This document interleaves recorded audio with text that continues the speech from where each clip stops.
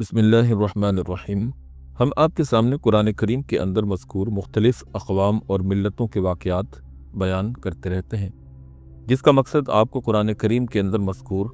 امم سابقہ اور ان کے حالات و واقعات سے آگاہ کر دینا ہے۔ آج کی ویڈیو میں ہم آپ کے سامنے قرآن کریم کے اندر مذکور دو واقعات کو اختصار کے ساتھ پیش کریں گے اور ان کی تھوڑی سی تاریخی اور تفسیری تشریح بھی بیان کریں گے۔ پہلا واقعہ اصحاب الجنہ کا ہے، جو کہ سورہ قلم کے اندر مذکور ہے، اور دوسرا واقعہ ایک مومن اور کافر کا باہم مذاکرہ ہے، جس کو اللہ رب العزت نے سورہ کہف پارہ نمبر 15 کے اندر بیان کیا ہے۔ چنانچہ سب سے پہلے ہم اصحاب الجنہ یعنی باغ والوں کے متعلق آپ کے سامنے معروضات پیش کریں گے کہ یہ کون لوگ تھے اور قرآن کریم نے ان کے واقعے کو کس پیرائے کے اندر بیان کیا۔ سورہ قلم میں اللہ تعالیٰ جل شانہ نے کفار مکہ کی حسب حال ایک مثال بیان فرمائی ہے اور یہ بتایا ہے کہ جس طرح باغ والوں نے خدا کی نعمت کو ٹھکرایا اور اس کا حق ادا کرنے کے لیے شکر نعمت نہ کیا، اسی طرح مکہ کے مشرکین کا حال ہے کہ اللہ تعالیٰ نے نبی اکرم صلی اللہ علیہ وسلم کو مبعوث فرما کر ان پر اپنی نعمت کاملہ کا اظہار فرمایا اور ان کی ارشاد و ہدایت کے لیے ہادی اعظم بنا کر بھیجا اور ان پر احسان کیا، لیکن انہوں نے اس کی کوئی قدر نہ کی اور انکار و مخالفت کے ساتھ اس نعمت کو رد کرنے لگے۔ تو اب ان کا بھی وہی نتیجہ ہوگا جو باغ والوں کا ہوا۔ چنانچہ سورہ قلم میں اللہ رب العالمین فرماتے ہیں، جس کا ترجمہ یہ ہے، بے شبہ ہم نے ان کفار مکہ کو اسی طرح آزمایا جس طرح باغ والوں کو آزمایا، جبکہ انہوں نے یہ قسم کھائی کہ ہم صبح ہوتے ہوئے ان کے پھلوں کو کاٹ لیں گے، اور وہ انشاءاللہ بھی نہ کہتے تھے۔ بس ابھی وہ سو ہی رہے تھے کہ ان کے باغ پر تیرے پروردگار کی جانب سے پھرنے والا پھر گیا، یعنی عذاب الہی سے وہ باغ برباد ہو گیا۔ پس صبح کو ایسا ہو گیا گویا کہ جڑ سے کاٹ کر پھینک دیا گیا۔ صبح ہوئی تو انہوں نے ایک دوسرے کو پکارا کہ اگر کھیتی کاٹنا چاہتے ہو تو سویرے چلو، اور وہ چلتے چلتے آپس میں چپکے چپکے باتیں کرتے جاتے تھے کہ جلدی کرو، ایسا نہ ہو کہ کاٹتے وقت تم کو فقیر آ گھیریں اور اپنے بخل کی وجہ سے بہت سویرے باغ یا اپنے کھیت پر پہنچ گئے۔ اندازہ لگا کر اس وقت تک فقیر نہ پہنچیں، یعنی ایسے وقت میں پہنچے کہ جب فقیر نہ آ سکیں۔ جب اس کو اس حال میں دیکھا تو کہنے لگے، یقیناً ہم راہ بھول گئے ہیں، وہ یہ مقام نہیں ہے۔ مگر جب غور سے دیکھا تو کہنے لگے، بلکہ ہم باغ کے نفع سے محروم رہ گئے۔ ان میں سے ایک بھلے آدمی نے کہا، کیا میں نے تم سے پہلے نہیں کہا تھا کہ اس نعمت الہی پر کیوں خدا کی پاکی بیان نہیں کرتے؟ اب انجام بد کے بعد کہنے لگے، ہمارے پروردگار کے لیے پاکی ہے، بے شک ہم نے خود ہی اپنے نفس پر ظلم کیا، اور آپس میں ایک دوسرے کو ملامت کرنے لگے، یہ کہ تو نے ہی ہم کو پہلے سے کیوں نہ سمجھایا۔ اور کہنے لگے کہ ہائے بدقسمتی، بلا شبہ ہم سرکش تھے، جلد توقع ہے کہ ہمارا پروردگار ہم کو اس سے بہتر بدل عطا فرمائے، بلا شبہ اب ہم اپنے پروردگار ہی کی جانب متوجہ ہیں۔ اے مکہ والو، خدا کا عذاب اسی طرح اچانک آ جاتا ہے، اور آخرت کا عذاب تو بہت ہی ہولناک ہے، کاش کہ وہ جان لیتے۔ اب ہم آتے ہیں اس واقعہ کی حقیقت کی طرف، اور مفسرین اور صحابہ سے جو اس کی تفسیر منقول ہے اس پر تھوڑی سی گفتگو کر لیتے ہیں۔ حضرت عبداللہ بن عباس رضی اللہ تعالیٰ عنہما فرماتے ہیں کہ یہ کفار مکہ کے حالات کے مناسب قرآن نے ایک مثال دی ہے، کوئی واقعہ نہیں ہے۔ اور سعید بن جبیر فرماتے ہیں کہ یہ واقعہ ہے جو یمن کی ایک بستی دوران میں پیش آیا، جو کہ صنعاء سے 6 میل پر واقع تھی۔ چنانچہ مفسرین نے اس واقعے کی تفصیل کچھ یوں بیان فرمائی ہے۔ اہل کتاب میں سے ایک شخص بہت ہی مالدار، صاحب زمین و املاک اور نیک آدمی تھا، اپنی پیداوار میں سے فقراء اور مساکین پر کافی خرچ کرتا رہتا تھا۔ اس کا جب انتقال ہو گیا تو اس نے چند لڑکے وارث چھوڑے۔ جب پھلوں اور کھیتوں کے کاٹنے کا وقت آیا تو ان لڑکوں نے آپس میں کہا کہ ہمارا باپ تو بہت ہی بیوقوف تھا کہ اپنی یہ کثیر دولت فقراء اور مساکین میں لٹا دیتا تھا، ہم ایسے پاگل نہیں ہیں کہ اپنی محنت کو اس طرح رائیگاں کر دیں۔ اور صلاح یہ ٹھہری کہ پھل اتارنے اور کھیتی کاٹنے کے لیے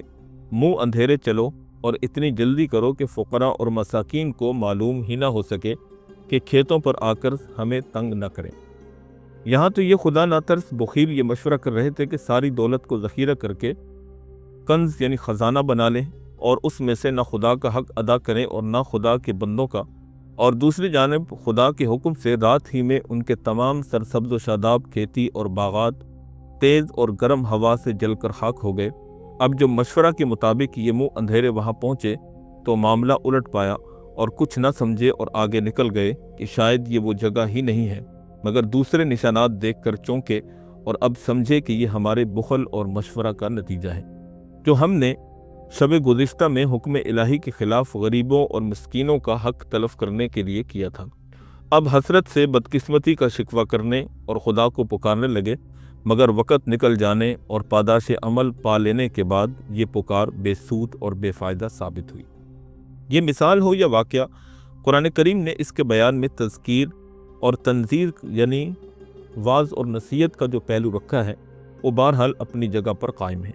इसलिए इन आयात से क़बल कुरैश मक्का की नाफरमानियों और रसूलुल्लाह सल्लल्लाहु अलैहि वसल्लम की बासत से इनकार और कुफरान नेमत का जिक्र करते हुए खुसूसियत के साथ उनके एक सरदार वलीद बिन मुगीरा की बदआमालियों का तज़किरा हो रहा है। अब उनको एक मिसाल देकर ये वाक़या या फिर वाक़या सुनाकर ये बताया जा रहा है कि पैगम्बर खुदा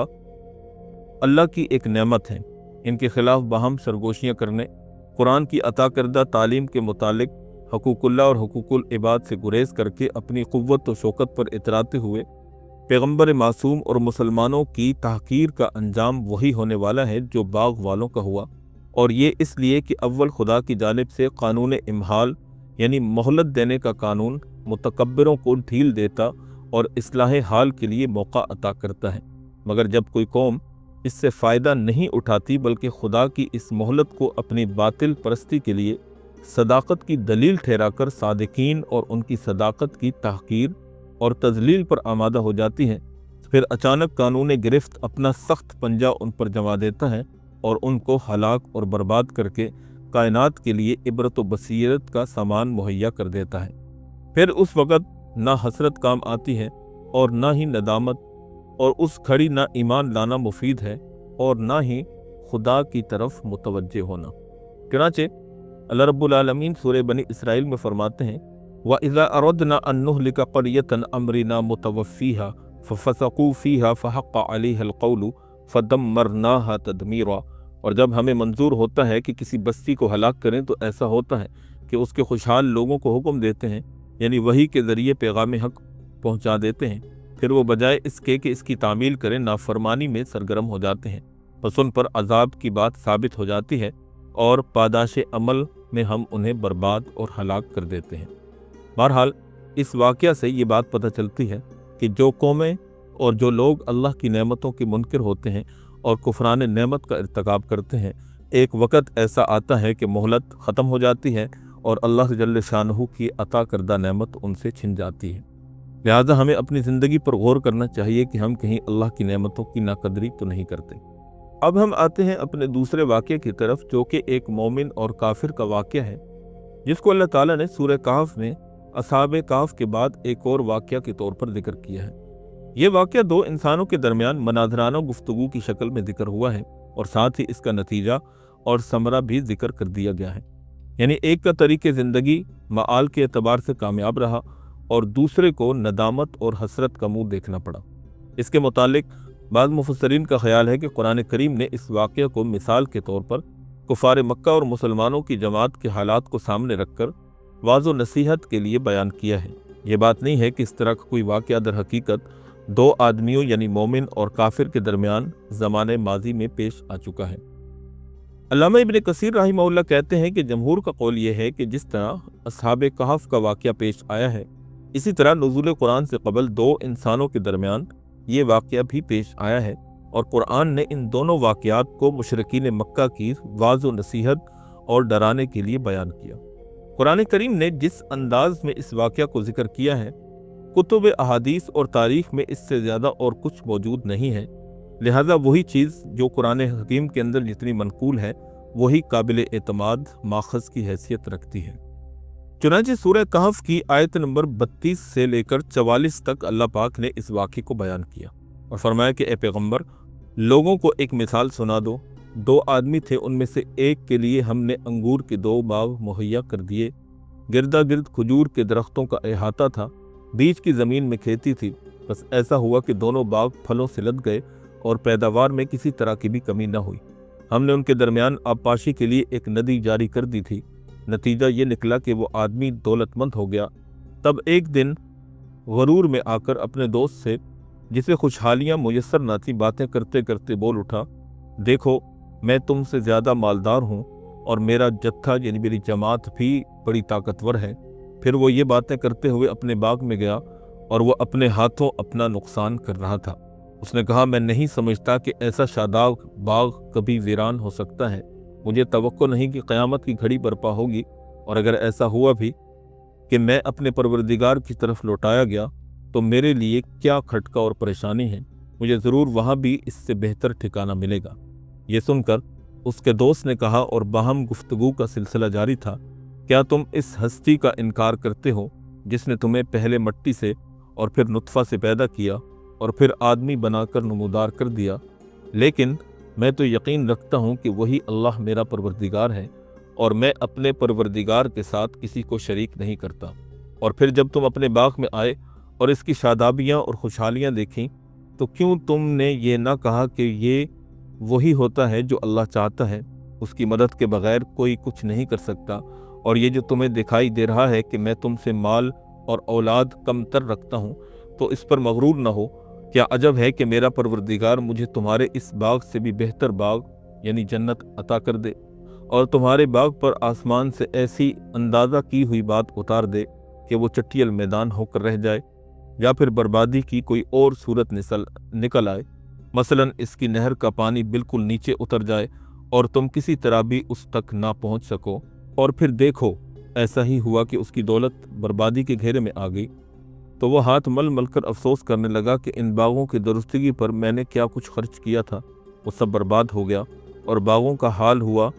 کہ اس کی ٹہنیاں گر کے زمین کے برابر ہو گئیں۔ اب وہ کہتا ہے کہ اے کاش میں اپنے پروردگار کے ساتھ کسی کو شریک نہ کرتا، اور دیکھو کوئی اس کا جتھا اور جماعت نہ ہوا کہ اللہ کے سوا اس کی مدد کرتا، اور نہ خود اس نے یہ طاقت پائی کہ بربادی سے جیت سکتا۔ یہاں سے معلوم ہو گیا کہ فی الحقیقت سارا اختیار اللہ ہی کے لیے ہے،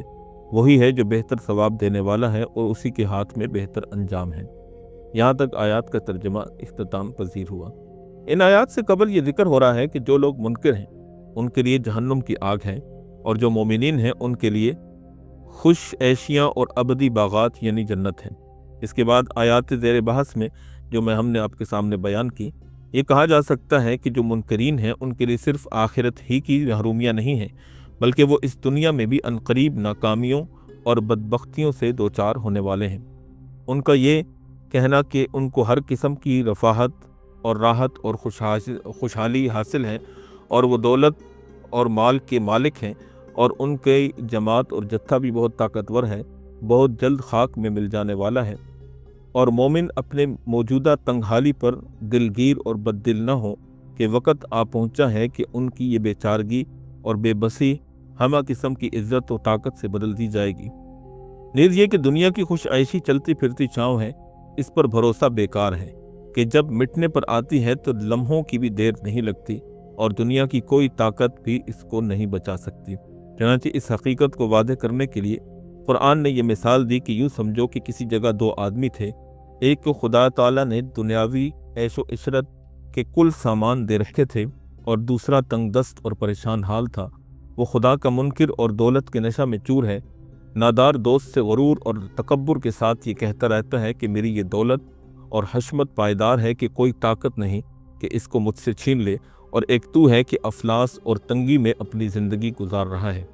مفلس دوست اگرچہ تنگ دست تھا مگر خدائے برتر کا سچا پرستار اور مومن تھا۔ اس نے جواب میں کہا کہ اپنی دولت کے نشہ میں اس درجہ مغرور نہ ہو، کون جانتا ہے کہ لمحوں میں کیا سے کیا ہو جائے، اور کس کو خبر ہے کہ وہ مجھ کو ان بخشائشوں میں سے نواز دے جن پر آج تو غرور کر رہا ہے۔ آخرکار یہی ہوا کہ اس کے وہ تمام باغ جن کی شادابیوں اور خوش عیشیوں پر اس کو غرور تھا اچانک جل بھن کر خاک ہو گئے، اور کل جہاں چمنزار تھا آج وہاں ویرانی کے سوا کچھ باقی نہ رہا۔ اس مثال میں اللہ تعالیٰ نے مشرکین مکہ اور مسلمانوں کی جماعت سے متعلق وہی نقشہ کھینچا ہے جو عرب کے ماحول کے ٹھیک ٹھیک مطابق تھا، کیونکہ ان کے یہاں اس سے بڑھ کر کوئی دولت نہ تھی کہ ایک آدمی جو ہے وہ باغ کا مالک ہو اور اس کے چاروں طرف کھجور کے گنجان درخت لگے ہوں، درمیان میں نہر ہو اور نہر کے ارد گرد سرسبز و شاداب کھیتیاں ہوں، اور یہ سب کچھ مشرکین مکہ کو میسر تھا، اور مسلمان اس وقت ان کی ظاہری نعمتوں سے محروم تھے۔ بہرحال یہ واقعہ مثال ہو یا تذکیر و تنذیر، جس مقصد کے لیے بیان کی گئی ہے اس کے پیش نظر مشرکین مکہ اور مسلمانوں کے باہمی تقابل کا نہایت ہی جامع اور کامل نقشہ ہے۔ قریش مکہ نے غرور و نخوت کا یہ حال اپنا رکھا تھا کہ اول تو پیغام ہدایت پر کان ہی نہ دھرتے تھے، اور اگر کبھی سننے پر آمادگی ظاہر بھی کرتے تو یہ شرط لگاتے کہ جب تک ہم محمد صلی اللہ علیہ وسلم کے پاس بیٹھیں گے اس وقت تک ان خستہ حال مسلمانوں میں سے کوئی ہمارے برابر آ کر نہ بیٹھے، کیونکہ ان کے ساتھ بیٹھنا ہماری سخت توہین ہے۔ وہ سمجھتے تھے کہ ہماری یہ دولت و حشمت غیر فانی ہے، ہمارا یہ کر و فر ابدی اور ہمیشہ رہنے والا ہے، اس لیے مسلمانوں کو کمزور اور تنگ دست دیکھ کر ان کا مضحکہ کرتے اور حقیر اور ذلیل سمجھتے تھے۔ چنانچہ قرآن کریم نے لطیف اور معجزانہ اسلوب کے ساتھ مسلمانوں کے حق میں ایسے ناسازگار حالات کے وقت ان کی کامرانی اور کامیابی، مشرکین کی ناکامی کے اس انجام کی خبر دی جو کچھ عرصہ کے بعد رونما ہونے والا تھا۔ چنانچہ جو نیکوکار لوگ تھے انہوں نے سمجھا اور حق کی آغوش میں خود کو سپرد کر دیا، اور جن کی شقاوت و بدبختی پر مہر لگ چکی تھی ان کا تھوڑے ہی عرصے بعد عبرتناک انجام ہوا، جس کے لیے یہی کہا جا سکتا ہے کہ خسر الدنیا والآخرۃ ذالک هو الخسران المبین۔ حضرت شاہ عبد القادر محدث دہلوی رحمہ اللہ فرماتے ہیں کہ پہلے وقت میں ایک شخص مالدار مر گیا، 2 بیٹے رہے، مال برابر بانٹ لیا۔ ایک نے زمین خرید کر